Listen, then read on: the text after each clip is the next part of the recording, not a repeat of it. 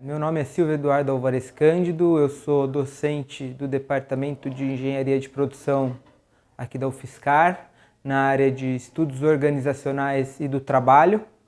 Eu estou aqui para apresentar hoje um pouquinho da minha da pesquisa que eu iniciei no meu doutorado, com o apoio da CAPES e da FAPESP, sobre a emergência das práticas de reciclagem no Brasil. Então aqui no país nós temos um modelo de reciclagem que ele é em grande medida sui generis, né?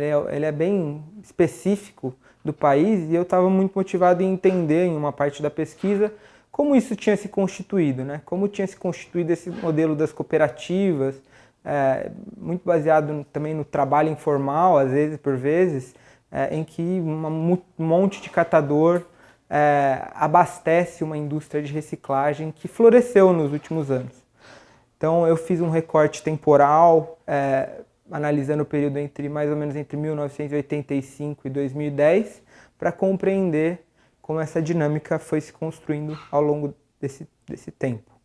Quando a gente começa a analisar isso a fundo, a gente vê que essa desigualdade ela não é meramente econômica, mas ela é uma desigualdade também cultural, de acesso a recursos culturais, de acesso a recursos educativos, e que acaba moldando a trajetória desses atores sociais, acaba moldando em grande medida o estilo de vida das pessoas, né? A catação dos resíduos nas ruas, por vezes nos lixões, o que ainda acontece, é meio que uma saída de emergência, né, para não entrar em outras alternativas que para esses grupos, para essas pessoas, são alternativas concretas, como por exemplo, cair na criminalidade ou entrar numa fronteira de trabalho que é considerada desonesta.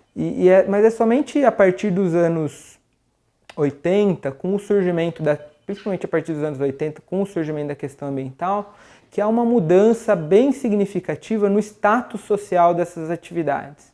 Então, antes disso, em períodos anteriores, a atividade da catação foi, inclusive, muito condenada do ponto de vista moral, com base em doutrinas higienistas, né? Então, se tinha a impressão de que essas pessoas eram sujas e que elas eram um problema de saúde pública e tinham o seu trabalho, de uma certa forma, muito mal visto. Com o surgimento da questão ambiental, o status social dessas práticas se transforma de uma forma bastante acentuada. Então, de sujos, de pessoas com trabalho precário e ruim para a sociedade, com uma conotação bastante negativa, esse trabalho se torna positivo, essas pessoas se tornam agentes ambientais. Isso promove, de uma certa forma, uma mudança no status, e o próprio termo catador está associado a essa mudança no status.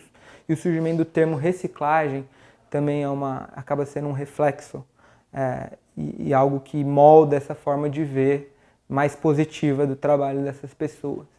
O trabalho dos catadores começou a atrair, a partir dos anos 80, uma série de apoios. Iniciativas pioneiras e importantes nesse sentido foram iniciativas de grupos da Igreja Católica. Grupos da Igreja Católica considerados como grupos progressistas, muito associados à teologia da libertação, que propõe a criação de associações e cooperativas como uma forma desses catadores, desses trabalhadores se libertar das opressões às quais eles eram submetidas, deles se organizarem também politicamente. No decorrer dos anos 80 e a partir dos anos 2000, uma série de fatores vão influenciar o que eu chamo de difusão desse modelo por todo o Brasil.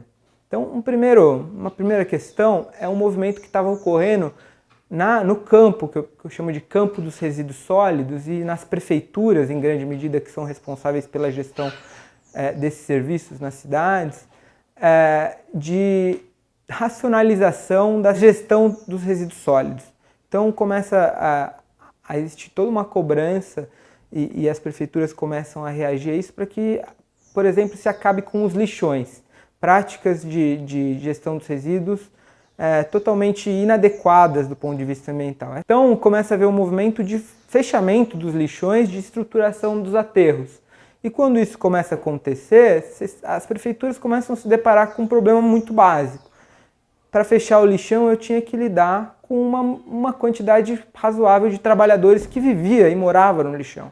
E elas são uma saída digna, vamos dizer assim, para os gestores públicos, de, por um lado, oferecer uma alternativa para os trabalhadores do lixão, não abandoná-los ou não simplesmente dizer que eles não podem acessar aqueles restos, né? E também uma questão importante para a viabilidade disso é que elas acaba sendo um modelo muito barato, né, e simples, relativamente simples de operacionalizar.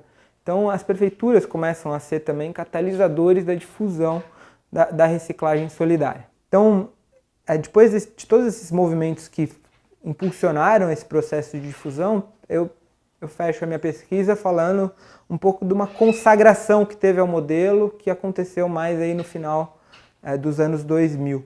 Passaram através de ações do governo federal, passaram a também estimular esse modelo, com uma série de iniciativas de apoio à reciclagem solidária, ao modelo das cooperativas.